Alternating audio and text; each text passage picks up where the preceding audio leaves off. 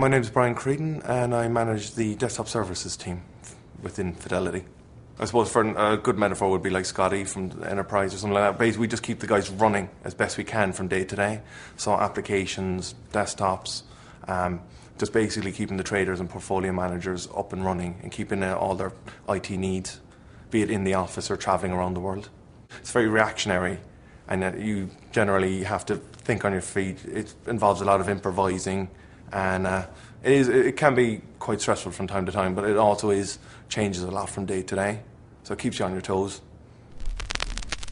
IT, generally, I've always said it's about 30% technical and 70% PR, because it's handling someone who's really annoyed. I didn't know if you could swear on this, but less than ideal circumstances when you meet someone.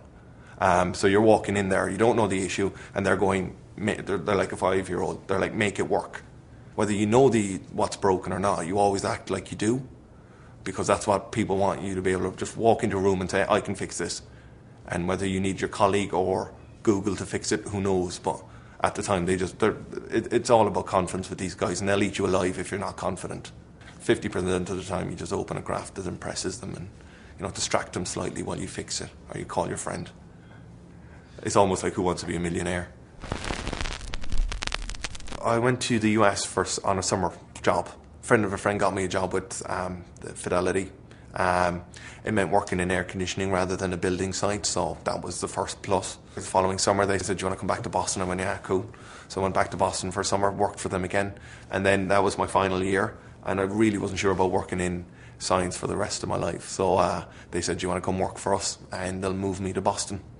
So I relocated to Boston, which was quite fun.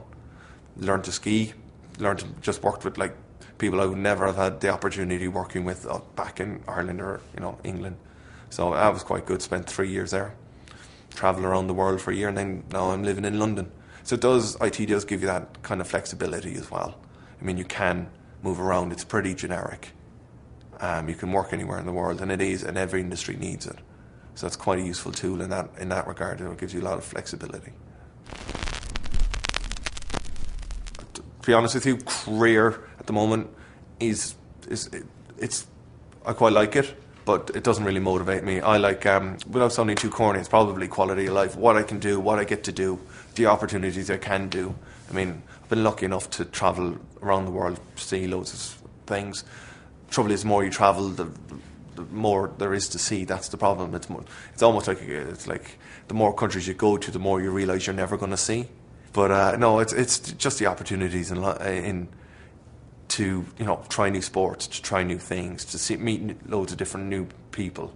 I mean, it's just things that you don't get in it, and if you stay at home. 21-year-old me would have been stunned. I don't play video games. I hadn't owned a computer until about 3 years ago.